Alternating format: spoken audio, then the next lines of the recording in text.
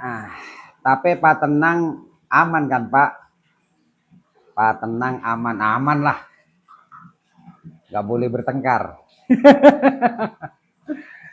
nggak boleh bertengkar ya. Jadi saya nggak tahu ini yang maksudnya aman gimana.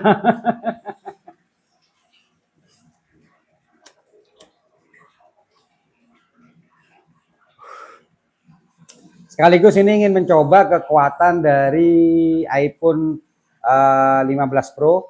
Jadi apakah dia bisa kuat, karena kalau kita menggunakan Note 20 kemarin yang saya itu tidak kuat ya, artinya sangat panas, bahkan sempat pecah gitu loh.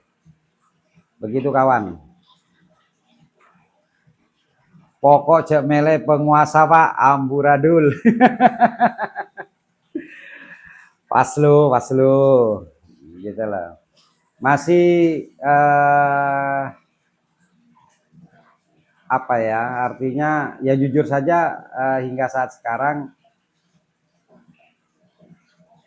dua orang yang sudah nyata dicalonkan ini kan masih berkutat di masalah hiburan ya, atau saya selalu kemarin mengatakan EO gitu loh. Gunakan EO, jadi artinya sampai sekarang saya belum melihat program-program yang memang itu diperuntukkan untuk masyarakat. Solusi apa yang terjadi di Situbondo ini jujur saja kita masih belum tahu Mas ya, kita masih belum tahu. Jadi artinya kita masih akan melihat lah, kita masih akan melihat sejauh mana calon-calon ini itu bisa membuat sebuah solusi, minimal memahami keadaan di Situbondo ya, minimal memahami keadaan Situbondo. Mau lanjutkan berema Bang Ipul. Setiap pemimpin yang ada ini pasti ada plus minus ya. Setiap pemimpin yang ada ini pasti ada plus minus, dan saya selalu mengkritisi ketika pemimpin itu tidak melakukan sesuatu yang tidak benar gitu loh. Jadi tidak ada yang sempurna, pasti ada plus minusnya. Makanya sebagai pembina Garda Sakera dan juga memiliki simpatisan yang tidak sedikit, saya harus berhati-hati agar supaya nanti ketika saya itu menunjuk atau ketika saya misalnya saya tidak ada berada di dalam kontestasi, maka saya harus berhati-hati untuk bisa memilih teman gitu loh, harus bisa memilah dan memilih mana yang terbaik. Siapapun nanti yang mencalonkan tetap akan saya harus berhati-hati gitu loh. Saya harus berhati-hati karena ada beban mental tersendiri bagi saya ketika saya harus langsung menentukan, karena bagaimanapun nanti anak buah saya termasuk simpatisan saya ini pasti mengikuti gitu loh, pasti mengikuti. Dan mungkin sebagian masyarakat yang selalu mengikuti apa itu namanya Garda Sakera, insya Allah akan selalu mengikuti. Lah ini kalau sampai saya itu salah dalam memilih, nanti alangkah berdosanya saya kepada masyarakat.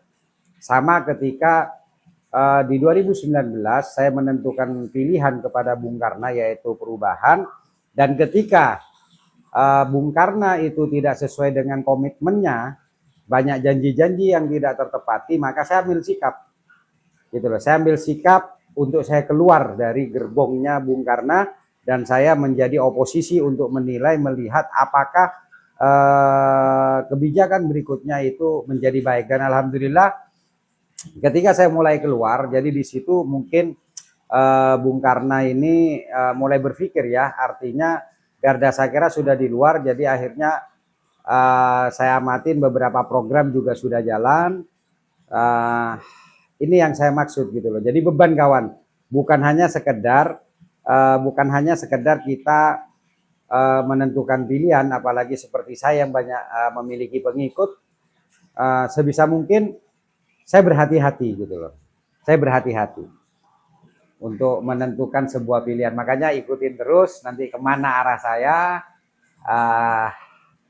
agar nanti Situbondo bisa memiliki pemimpin yang benar-benar diharapkan, pemimpin yang amanah, pemimpin yang bisa kita andalkan untuk membuat sebuah terobosan, karena bagaimanapun Situbondo ini adalah jalur pantura ya.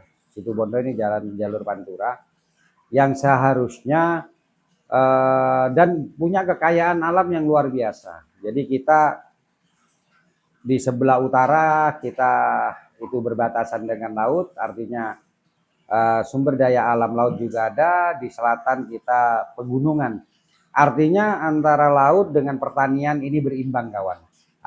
Makanya naif ketika kita tidak bisa memanfaatkan sumber daya yang ada, begitu kawan. Makanya miris sekali ketika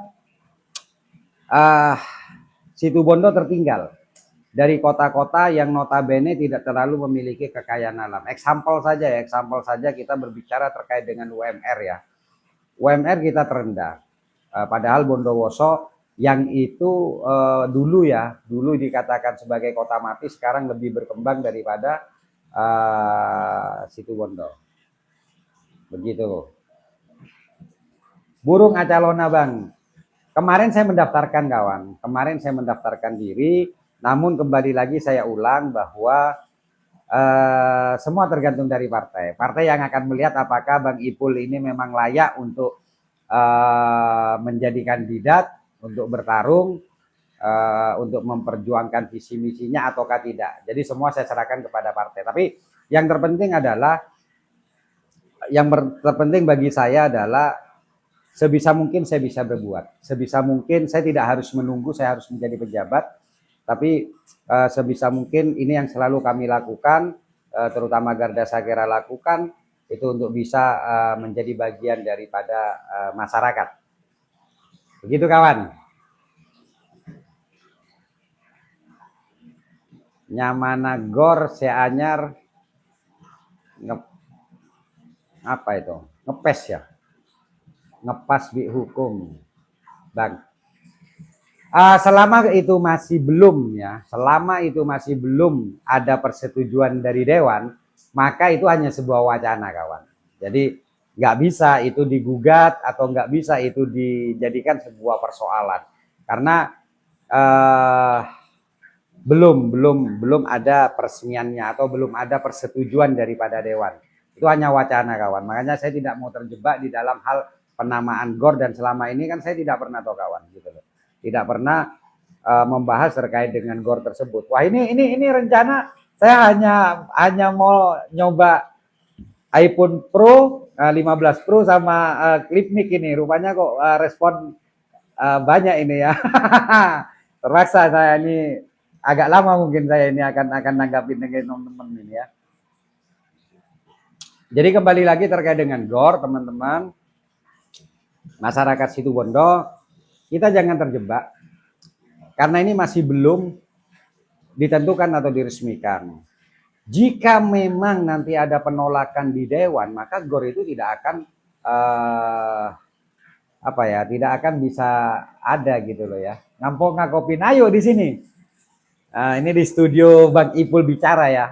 Biasanya kalau ada Bang Don, saya akan live bareng gitu ya. Jadi jangan di sana yang artinya nanti akan terjadi gesekan dan konflik sana sini. Kita juga tahu bahwa PKB kursinya juga cukup ya. Kursinya juga cukup.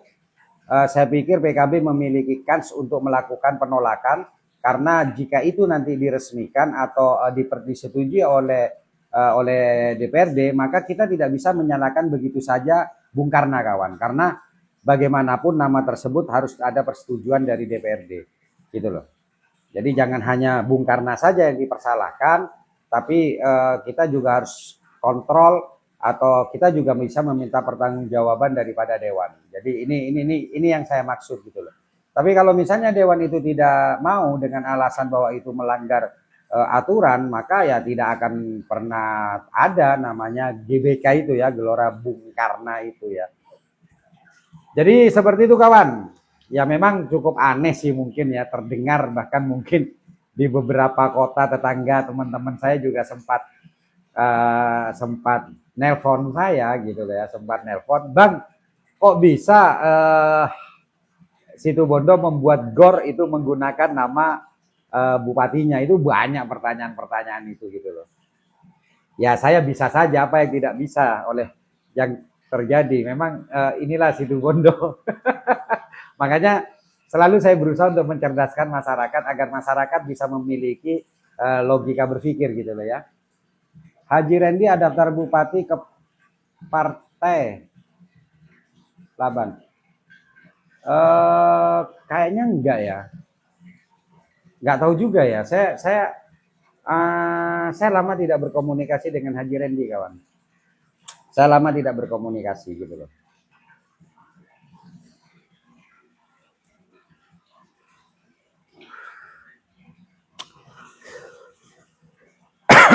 Ya, saya harus jujur menilai ya bahwa Bung Karno sudah berbuat untuk Situbondo.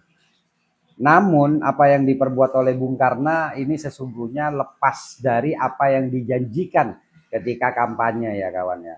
Artinya begini, seorang pemilih rasional itu akan memilih calonnya itu ketika dia itu memberikan janji-janji politiknya ketika berkampanye ya. Ketika berkampanye dia lebih memilih hal tersebut kawan. Lah, banyak hal yang dijanjikan oleh Bung Karno ketika kampanye itu faktanya tidak terpenuhi atau tidak dipenuhi, namun oleh Bung Karno dialihkan, dan ini menurut saya tidak benar gitu loh. Menurut saya tidak benar karena bagaimanapun seorang pemimpin itu dia harus memegang dulu janjinya gitu. Dia harus memegang dulu janji kampanyenya, aplikasikan, tunjukkan, dan jika ada kesulitan sampaikan gitu loh.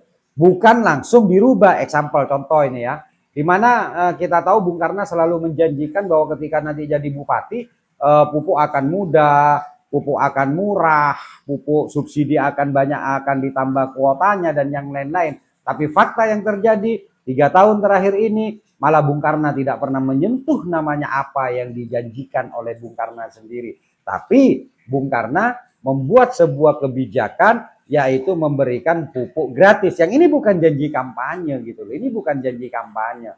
Apakah ini boleh saja, namanya juga bupati. Namun naif ya ketika itu dialihkan, apalagi pengadaan pupuk subsidi ini juga bukan dari kelebihan anggaran ya. Sekali lagi saya katakan bukan dari kelebihan anggaran, tapi membeli pupuk subsidi dengan mengambil anggaran khusus pos yang lain. Kalau nggak keliru itu pajak cukai ya, kalau nggak keliru, yang seharusnya dibuat on jalan itu dialihkan untuk membeli pupuk subsidi atau pupuk gratis gitu loh. Jadi bukan kelebihan dana, tapi itu pengalihan saja yang seharusnya rakyat bisa mendapatkan ini, akhirnya mendapatkan ini. Makanya banyak hal lah yang dijanjikan pada saat kampanye dulu 2019-2020 itu yang tidak dilaksanakan oleh Bung Karno, dan itu adalah salah satu penyebab Bang Ipul saya kira itu keluar dari barisan Bung Karno, karena menurut saya Bung Karno sudah tidak konsekuen dengan apa yang dijanjikan pada waktu itu. Begitu kawan. Kalau PT Mayora gimana Bang? Maksudnya gimana ya?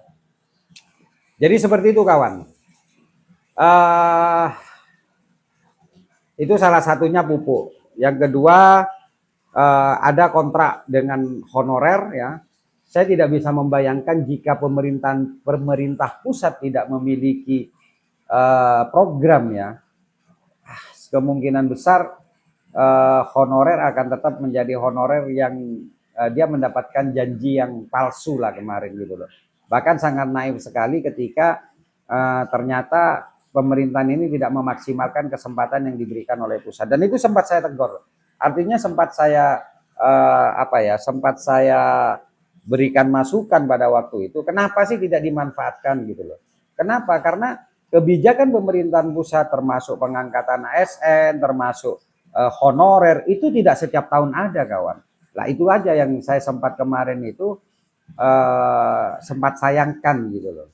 Sehingga formasi yang terbentuk atau formasi yang diberikan itu rendah gitu loh, rendah. Jadi begitu kawan.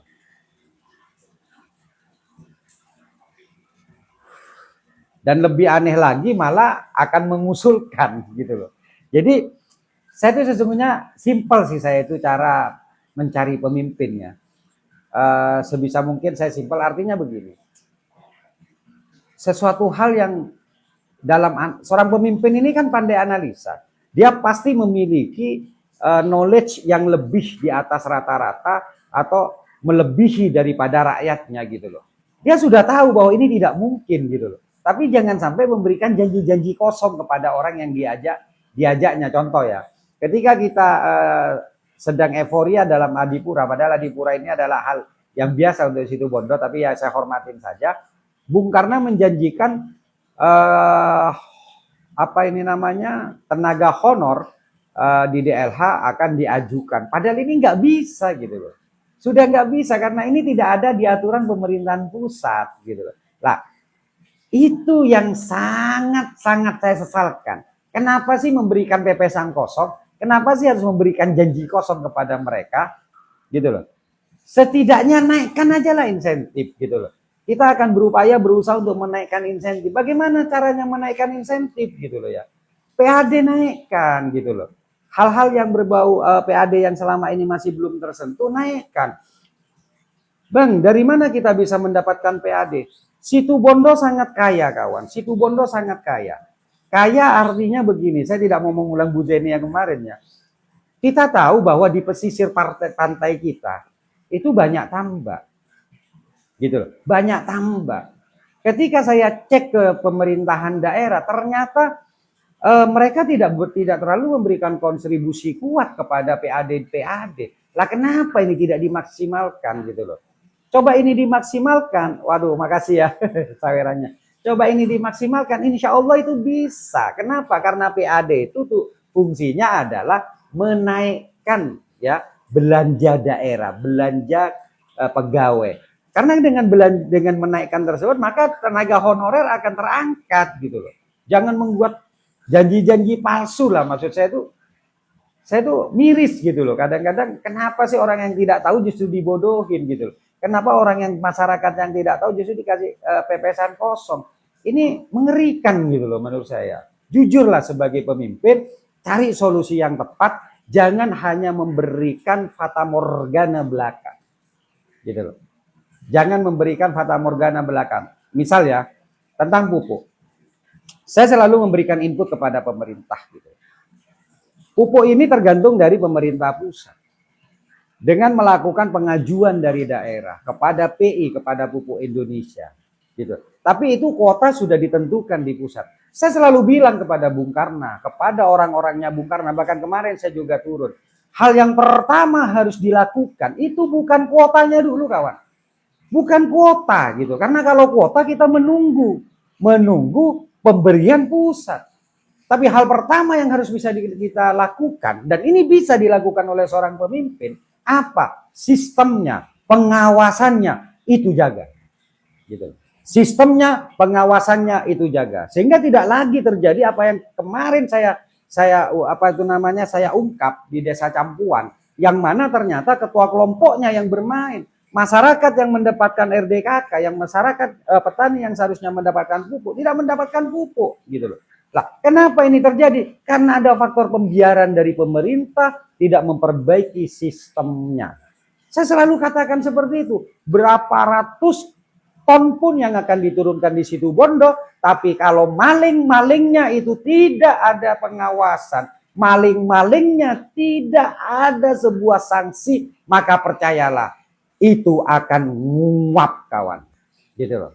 Itu akan nguap. Ambian calon kian apa? Ya kalau mendaftar iya, tapi semua tergantung dari partai kawan. Gitu loh. Enggak, ini mungkin nanti ada timnya Bung Karno, timnya Mas Rio. Inilah yang harus diperbaiki lebih dulu gitu loh. Kita tidak bisa mengisi kamar mandi kita kawan ya. Kita tidak bisa mengisi kamar mandi kita ketika kamar mandi kita masih banyak bocornya. Masih banyak bolong-bolongnya. Sama dengan pupuk, meskipun ratusan ton yang diberikan, namun pengawasannya tidak ada, namun sanksinya tidak ada, maka percayalah yang menikmati nantinya bukan petani, tapi yang menikmati hanya orang-orang tertentu yang itu memiliki kemampuan untuk membohongi para petani. Ini yang sangat-sangat saya sesalkan. Kenapa sih ini sistem yang sangat mudah? Daripada kita menunggu dari pusat, daripada kita menunggu dari atas, daripada kita menunggu dari presiden, Bung Karna atau bupati bisa melakukan hal tersebut gitu. Tapi apa yang terjadi ketika saya turun? Setiap tahun saya turun sampai ke kios, saya beritahukan ini persoalannya dan ini solusinya, tapi tidak pernah sama sekali itu dilakukan. Bahkan yang paling miris kawan, yang paling miris adalah ketika saya mengangkat terkait dengan persoalan pupuk di Campuan kemarin, justru Dinas Pertanian beserta dengan KP3 itu fokus kepada kios yang kiosnya berani memperjuangkan hak daripada petani aslinya. Malah dapat surat peringatan. Padahal kios ini seharusnya dikasih namanya reward kawan gitu loh. Agar banyak kios-kios yang lain yang juga berani memperjuangkan hak petani, bukan hak kelompok, bukan hak ketua atau orang-orang yang dekat gitu loh kawan. Miris lah, tapi apalah daya Bang Ipul gitu loh. Bang Ipul hanya sekedar bisa menyuarakan. Bang Ipul tidak punya kekuatan apapun. Tanda tangan Bang Ipul hanya berpengaruh terhadap anggotanya. Tanda tangan Bang Ipul hanya berpengaruh ketika dia itu memberikan masukan dan yang lain. Tapi tanda tangan Bang Ipul tidak bisa membuat namanya policy. Tanda tangan Bang Ipul tidak bisa membuat namanya kebijakan. Itulah alasan saya kenapa kemarin saya mendaftarkan diri untuk menjadi calon. Kenapa? Karena prinsip saya adalah ketika saya berani berbicara, maka saya tidak boleh lari ketika saya mendapatkan amanah. Dan ketika saya sudah berani menguak atau mungkin menyorotin, dan ini ada kesempatan, saya tidak boleh lari dari hal tersebut. Kenapa? Itu adalah tanggung jawab moral dari apa yang saya bicarakan dan apa yang itu didengar oleh orang yang mendengarkan saya. Gitu loh. Jadi itu kawan ya. Tapi kembali lagi bahwa ini tergantung dari partai kawan. Ini tergantung dari partai. Jadi banyak pertanyaan ini kemarin juga datang dari Besuki. Gimana ininya? Banyak lah dari Mimbo, dari Timur. Itu banyak menanyakan karena sebagian masyarakat ini banyak yang masih belum mengerti seakan-akan dalam pemilihan ini seperti kepala desa. Enggak ya. Jadi enggak. Benta Malolo. Ya betul. Benta Malolon. Betul. Ini yang bisa saya lakukan kawan. Benta Malolon gitu loh. Jadi apa yang bisa saya lakukan? Enggak ada gitu loh. Tapi saya hanya berusaha menjadi warga yang berani bicara. Gitu loh. Ketika yang lain menjilat, ketika yang lain berusaha untuk menutupi, Bang Ipul harus tampil untuk bisa berani berbicara tentang kebenaran yang ada. Ya. Itu Bang Ipul. Ya memang Benta Malolon. Oleh karenanya kemarin saya berusaha untuk mendaftar. Agar apa? Agar saya tidak hanya ngomong, saya bisa membuat namanya putusan, saya bisa membuat namanya kebijakan, dan itu bisa dirasakan tanpa banyak orang yang ngomong.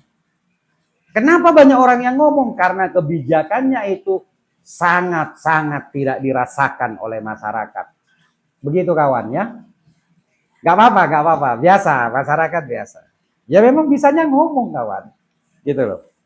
Bisanya ngomong. Kalau bupati jangan ngomong lah. Untuk apa dia bupati itu ngomong? Buat kebijakan. Dia tanda tangannya laku, bukan omongannya yang laku. Tapi Bang Ipul, Garda Sakera, yang laku omongannya masih kawan gitu loh. Kita berteriak-teriak ini bukan karena kita suka gitu loh. Tapi kita berteriak-teriak itu karena apa?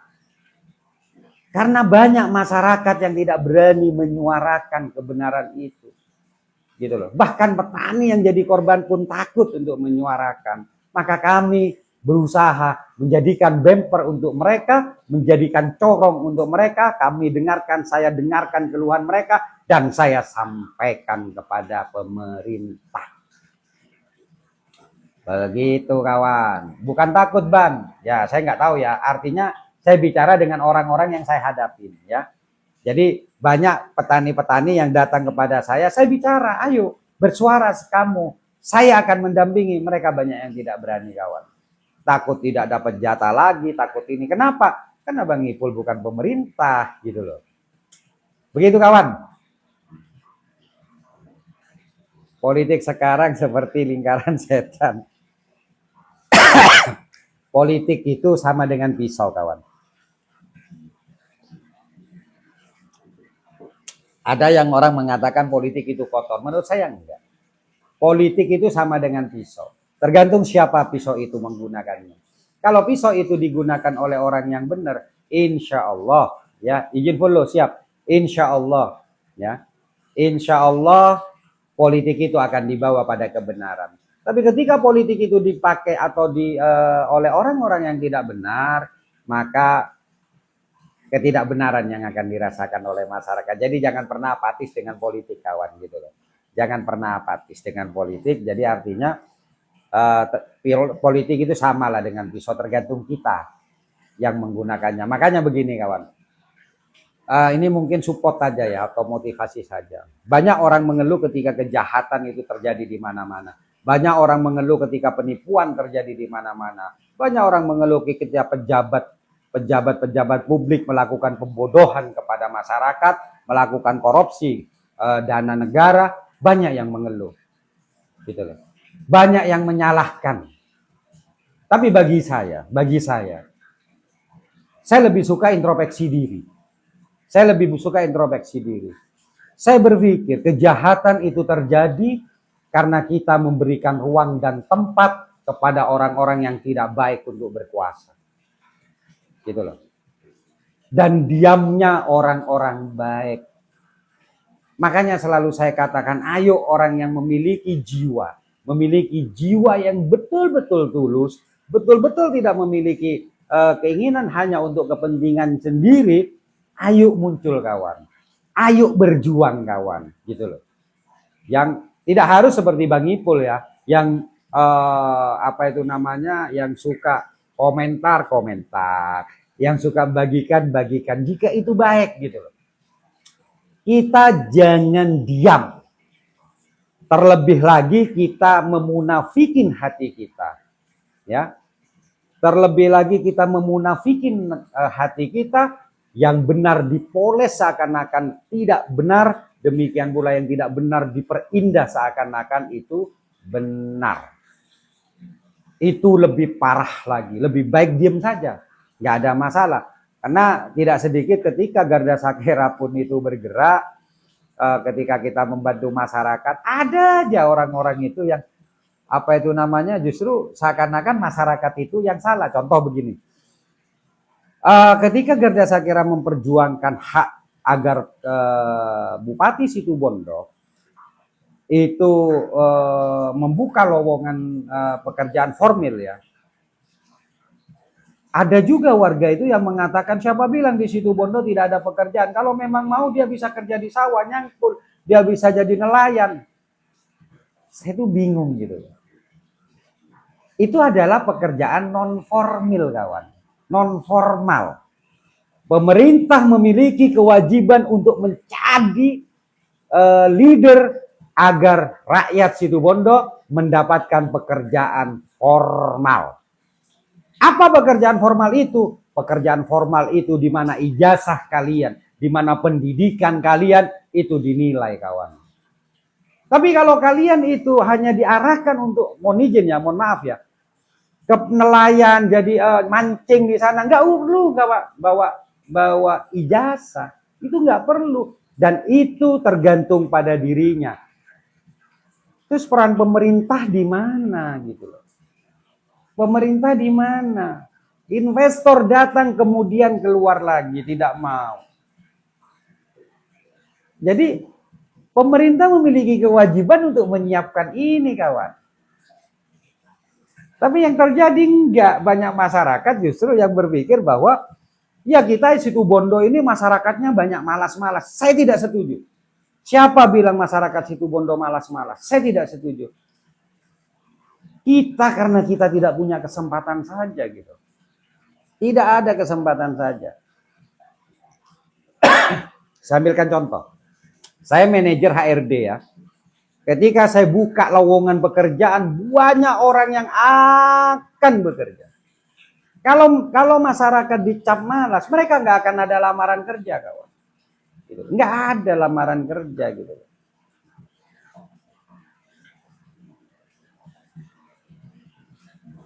Jadi seperti itu. Kota sebelah punya lahan tambang, ya Banyuwangi ya, yang tambang. Situbondo punya, kawan. Kita punya lah.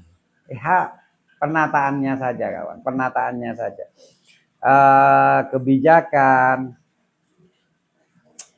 Kebijakan dan juga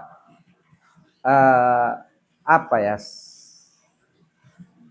aturan dipegang lah, sanksi-sanksi itu dipegang. Jadi reward dan punishment pegang. Jika ada yang berprestasi, kasih reward dia. Tapi jika ternyata dia melanggar itu, menyakiti masyarakat atau melakukan hal-hal yang tidak baik, kasih punishment, jangan dibela. Begitu, kawan. Enggak, di Banyuwangi memang ada tambang emas, gitu. Mungkin yang dimaksud seperti itu. Tapi di Situbondo tambang juga banyak. Kalau ini ditanyakan tambang apa, ya silakan carilah. Situbondo itu pemilik izin tambang banyak, kawan. Jadi ya inilah, gitu loh. Ketika berbicara, berusaha untuk menutupi fakta. Berusaha untuk menutupi fakta-fakta yang ada dan melakukan penyesatan akhirnya. Oke, waduh, ini ada moderatornya ya. Bagaimana ASN yang ikut mengkampanyekan Pak Karnabang? Nah, ini yang kemarin saya turun juga, jangankan ASN, kemarin juga saya kasih peringatan. Kepada desa pun, ke Kades pun saya kasih peringatan. Saya selalu mengatakan begini. Orang yang menjilat, anak buah yang menjilat. Kalau dalam pemerintahan ini ASN ya. Dari kepala, dari sekda, kepala dinas, kasih, kabak, hingga anggotanya yang menjilat. Apa menjilat itu? Menjilat itu tidak mengerjakan pekerjaannya, tapi dia mengerjakan yang lain hanya untuk kesenangan sang pemimpin. Orang yang menjilat itu adalah orang yang tidak memiliki kemampuan. Tapi orang yang memiliki kemampuan maka dia loyal. Jadi artinya ada sebuah pembeda, kawan. Mana yang loyal, mana yang penjilat. Kalau dia loyal, dia akan menjaga sumpahnya menjadi ASN, dia akan menjaga sumpahnya menjadi anak buah untuk menjalankan program-program yang sudah ada. Di luar itu dia tidak akan memikirkan. Gitu loh. Itu loyal namanya, kawan. Tapi kalau menjilat itu berbeda. Pekerjaannya tidak ada prestasinya, tugasnya tidak selesai dengan baik, tapi yang dilakukan mengkampanyekan pimpinannya agar pimpinannya senang. Padahal tugasnya nggak ada yang benar, yang beres. Itulah yang saya katakan. Saya katakan beberapa pejabat, kalian tunjukkan aja lah prestasi kalian. Loyal kalian kepada pimpinan kalian. Siapa? Bung Karna sebagai bupati. Harus loyal. Ketika bupati memerintahkan di dalam tugasnya sebagai bupati, bukan calon ya, tugasnya sebagai bupati, maka kerjakan itu dibawa dengan baik. Kerjakan. Gitu. Tapi ketika dia berbicara sebagai sosok yang akan mencalonkan lagi, tidak usah kerjakan karena kalian bukan dibayar oleh Bung Karna, kalian dibayar oleh negara, oleh uang rakyat. Tapi kerjakan apa yang dijadikan tugas bupati, itu keren. Ya. Jadi harus dibedakan. Siapa yang merintahkan? Bung Karna, tanyakan dulu. Bung Karna sebagai apa? Kalau Bung Karna sebagai bupati, maka Bung Karna itu hanya memerintahkan kepada anak buahnya untuk mengerjakan segala program-program yang sudah diatur selama 1 tahun. Target-targetnya harus terpenuhi. Itu Bung Karna sebagai bupati. Tapi ketika Bung Karna memerintahkan ya untuk melakukan setiap dinas joget-joget atau kades yang sebagai pemerintahan terendah itu melakukan joget-joget, itu bukan Bung Karna sebagai bupati, tapi itu Bung Karna sebagai calon bupati, bacalon bupati. Maka jangan kerjakan. Jangan kerjakan. Nah, sesungguhnya di sini yang harus bijak ya Bung Karna gitu loh. Harus bijak Bung Karna. Bukan bawahannya akan takut. Gitu loh. Bung Karna sebagai bupati yang harus paham aturan, Bung Karna sebagai bupati yang harus betul-betul memahami apakah ini benar atau tidak gitu. Tapi kalau saya lihat, kopinya makasih Mas Surga. Tapi kalau saya lihat tidak seperti itu. Itu yang saya tidak suka dari pemimpin. Itu tidak suka. Makanya saya di Garda Sakera. Anak-anak Garda Sakera itu ada yang kerja. Saya kasih usaha, saya ini, itu tidak boleh dicampurin kan. Itu tidak boleh dicampurin.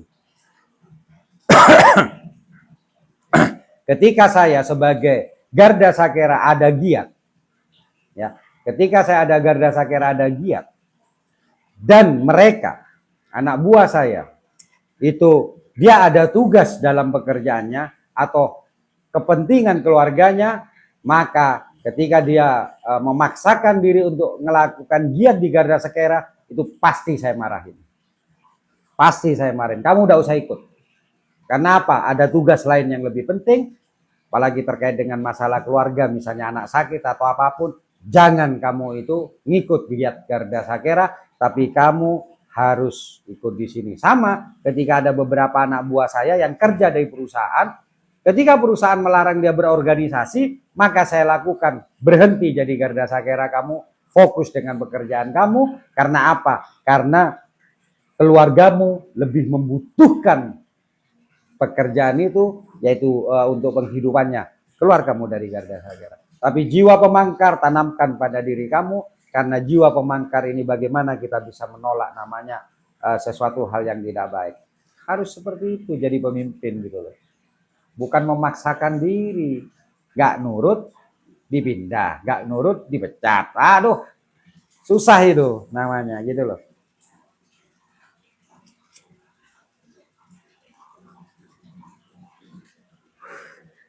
Panas enggak ya? Oh ternyata enggak ya. Padahal kemarin sebelum saya beli itu di beberapa TikTok itu mengatakan bahwa iPhone 15 Pro itu sering overheat ya. Tapi ternyata enggak ini. Sudah cukup beberapa menit masih dingin. Ternyata enggak kawan. Jadi kebetulan sekarang saya menggunakan iPhone 15 Pro. Juga klip mic yang baru ya.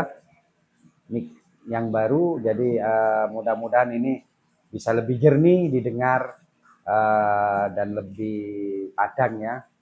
Karena terus terang saja, jujur saja, saya gaptek kawan. Jadi handphone meskipun dari dulu ada S10, ada Note 20, ya saya hanya bisanya ya telepon, WA, Facebook, ini aja gitu loh. Tapi ini untuk memanjakan saja keinginan dari teman-teman, jadi terpaksa saya bongkar celengan, saya beli iPhone 15 Pro gitu loh. Ya alhamdulillah lah. Jadi saya coba untuk live, ternyata tidak panas. Ini sesungguhnya nyindir kawan. Kok nyindir? Orangnya. Jadi itu saja mungkin ya.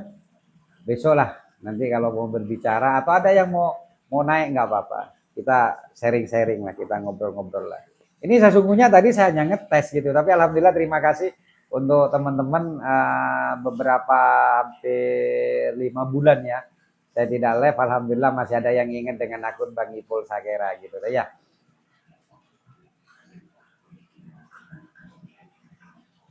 Aduh. Ini mohon maaf ya, karena jaraknya agak jauh juga dan kecil-kecil nih.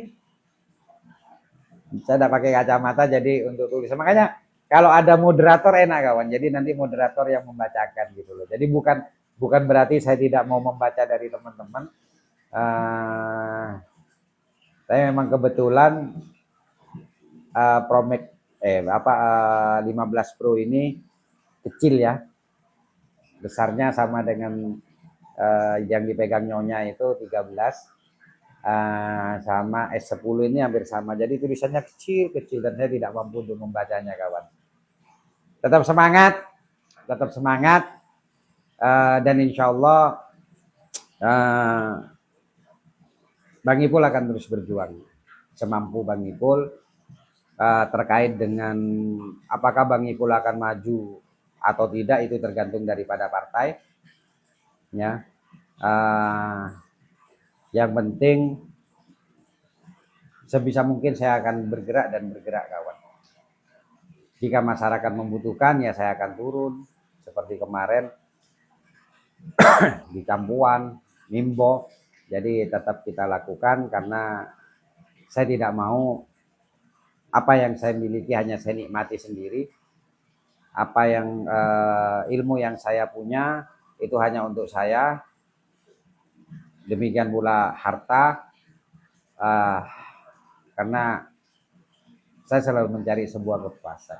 Kepuasan itu yang saya maksud adalah semakin banyak kita berbagi, semakin banyak kita memberi, semakin banyak kita menjadi tumpuan dan harapan. Disitulah kebanggaan saya, disitulah saya merasa bahwa ada manfaat lah. Saya belajar, ada ini, saya ada manfaatnya. Jadi itu kawan, saudaraku, masyarakat Situbondo dan mungkin juga ini mungkin ada beberapa teman di seluruh Indonesia. Ini baru tes kekuatan dari perangkat. Alhamdulillah ini sampai sekarang rupanya masih bagus, terkendali. Hanya memang kebetulan wifi sedang ada masalah. Jadi saya pakai data sekarang. Yang penting saya bisa menyapa dari teman-teman dan insya Allah mudah-mudahan live itu akan sering lagi saya lakukan. Dan terima kasih yang sudah nyawer ya. Terima kasih. Mohon maaf, ini hanya tes saja. Saya tidak ada persiapan apa-apa. Nanti kita buka di momen yang benar dan saya sudah bisa mengoperasikan. Biasanya ini yang operasikan Mas Iwan. Tadi masang klip nih untuk menyatukan dan yang lain. Alhamdulillah, jadi insya Allah nanti ke depan akan lebih banyak bertemu di akun TikTok Bang Ipul Sakera. Dari saya Bang Ipul, tetap semangat, tetap berdoa. Insya Allah Situbondo akan mendapatkan pemimpin yang lebih baik lagi ke depannya.